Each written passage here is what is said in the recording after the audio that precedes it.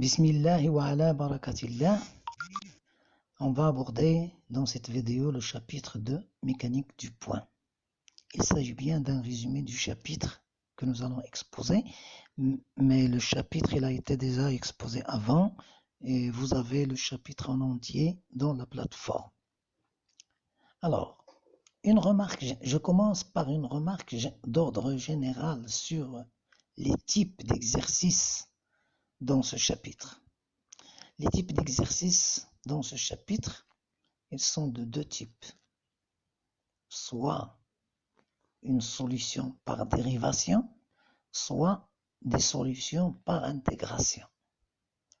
Donc, lorsqu'on va utiliser des solutions par intégration, on a besoin des conditions initiales pour compléter, pour évaluer les constantes d'intégration.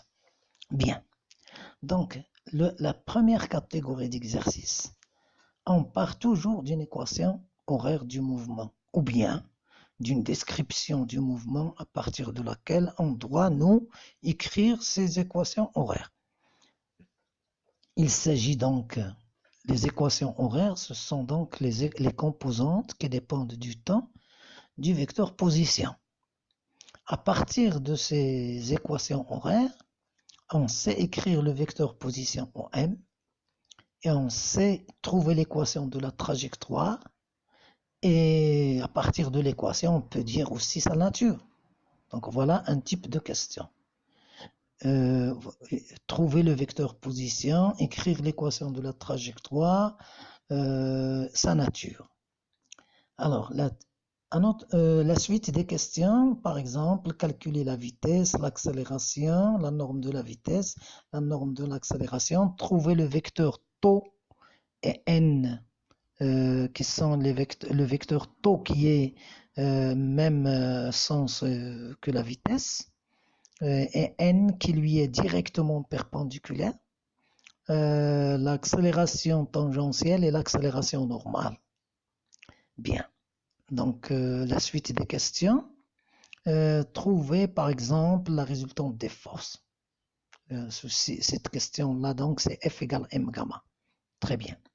Alors, l'énergie cinétique, 1/2 de mv carré. Trouver les forces. Les forces, donc, il y a toujours le poids. Un poids matériel, donc, de masse M, donc, il a un poids. P égale mg, que l'on doit écrire dans la base choisie dans l'exercice. La puissance des forces. On doit savoir calculer la puissance des forces. Il s'agit donc d'un produit scalaire de la force fois la vitesse, pour toutes les forces. Alors, on peut demander l'équation du mouvement. Et dans ces conditions-là, on doit utiliser soit le principe fondamental de la dynamique, soit le théorème de l'énergie cinétique. Et si on nous demande de trouver, par exemple, l'énergie potentielle, donc on peut obtenir l'énergie mécanique, on peut utiliser aussi le théorème de l'énergie mécanique pour obtenir l'équation du mouvement. Très bien. Donc voilà une suite qui permet donc logique sur laquelle on peut se baser pour écrire un exercice de mécanique. On peut aussi faire la chose suivante. Les données de l'exercice au départ sont soit la résultante des forces, soit l'accélération. Un point M dans l'accélération E, et on donne l'accélération. On ajoute les conditions initiales. Et les conditions initiales, elles sont toujours la position et la vitesse initiale. La position à l'instant t égale 0 et la vitesse à l'instant t égale 0. Ces données-là sont nécessaires pour compléter la solution de l'exercice. Bien. Alors, si on a l'accélération, la résultante des forces, on divise par m et on obtient l'accélération, ou bien on a l'accélération comme donnée. Dans ces conditions-là, par intégration, on obtient la vitesse. On peut faire la norme de la vitesse et la norme de l'accélération tout de suite. On peut calculer taux et n si on en a besoin, et savoir aussi l'accélération tangentielle et l'accélération normale. La suite des questions peut être, par exemple, de trouver le vecteur position. Puisque j'ai la vitesse, je sais que la dérivée du vecteur position, c'est la vitesse. Donc, j'intègre ce vecteur-là, j'intègre la vitesse et j'obtiens donc le vecteur position. En utilisant toujours les conditions initiales. Puis, les équations horaires du mouvement. On peut aussi, tout de suite, à partir de ces composantes, trouver l'équation de la trajectoire, sa nature. On peut aussi la question de l'énergie cinétique, de l'énergie mécanique, l'application du théorème de l'énergie cinétique, ainsi de suite. Voilà.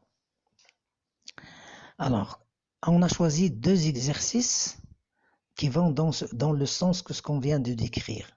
L'exercice 1, on a un point matériel M de masse petit m qui est en mouvement dans le plan X au Z. Au Z donc orienté vers le haut. Alors, l'équation horaire du mouvement, c'est x de t égale à t au carré plus b, et z de t est égal à t. Bien. Alors, le vecteur position, je sais l'écrire tout de suite. J'écris en m égale la première composante suivant i, la deuxième composante suivant k. Bien. Puis,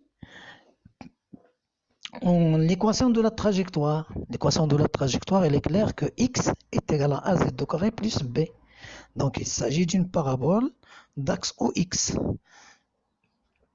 Mazien. La vitesse et l'accélération. Je dérive OM, j'obtiens la vitesse, et je dérive la vitesse et j'obtiens l'accélération. La norme de la vitesse, elle est calculée, c'est la norme de V, et la norme de l'accélération. Très bien. Alors, les vecteurs τ et n, τ est égal à V sur V, V sur la norme de V, et j'obtiens donc ce résultat. Et n, directement perpendiculaire à τ, donc, comme on avait dit, je prends la composante de i, je l'associe à k, et je prends la composante de k, il s'agit de 1, je la donne à i, et j'inverse et je mets le signe moins. Et j'obtiens donc un vecteur qui est directement perpendiculaire à τ. Bien, le tracé de la trajectoire, il s'agit d'une parabole d'axe OX qui part du point B lorsque x égale 0, lorsque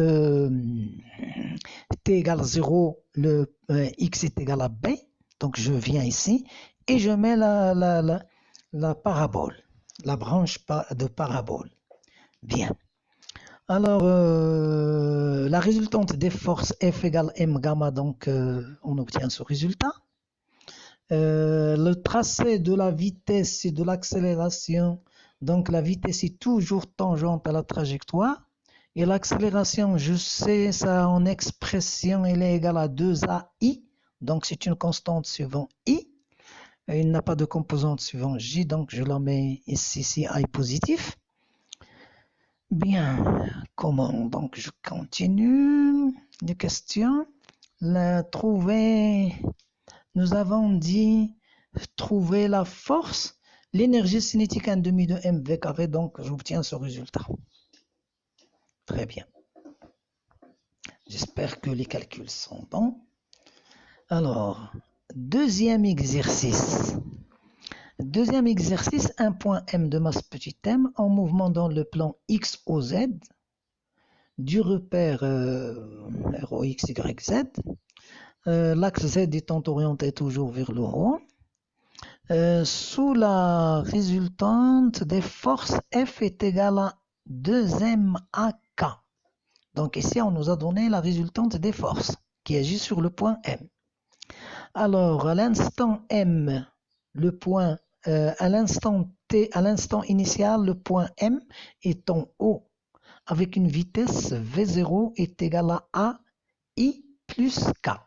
Donc ici, c'est la vitesse initiale et le point, la position initiale, c'est O. Bien. Alors, l'accélération, c'est F sur M est égal à cette expression. Et je sais que l'accélération a pour composante X secondes, Y secondes, Z secondes. Je vois donc que x seconde égale 0, y seconde égale 0 et z seconde égale 2a.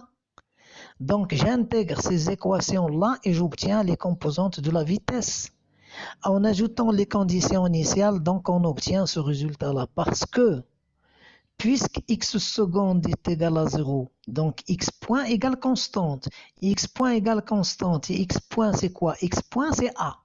C'est la composante x point, x c'est la composante suivant i. Donc x point c'est la composante de la vitesse suivant i. Et je mets donc la vitesse sous cette forme-là. Parce que z point est égal à 2at plus 1. Selon les conditions initiales, on obtient donc ces expressions-là qu'on pose pour la vitesse et on obtient ce résultat-là. Et j'intègre encore une deuxième fois les composantes de la vitesse et j'obtiens le vecteur position OM. J'obtiens alors at carré sur 2 plus t, quand j'intègre ce terme-là,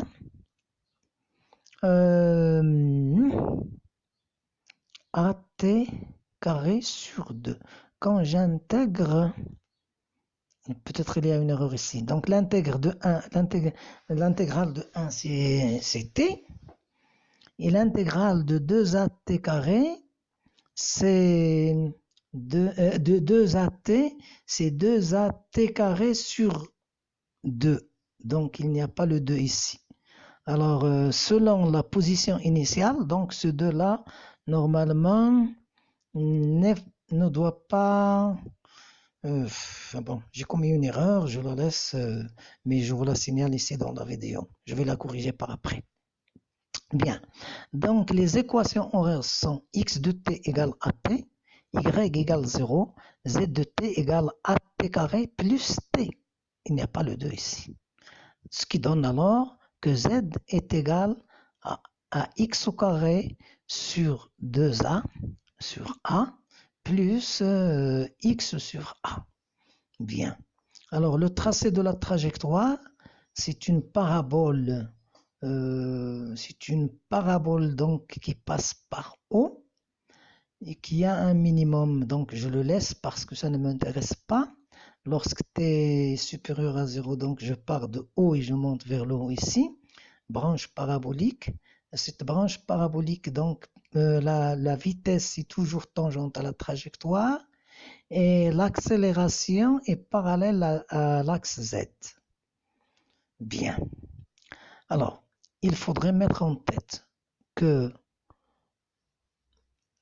dans le cas où j'ai un changement dans le cas où j'ai deux référentiels et qu'un référentiel est pris comme référentiel de travail et le deuxième comme repère relatif, alors les calculs qu'on vient de signaler avant sont toujours valables dans chacun des référentiels.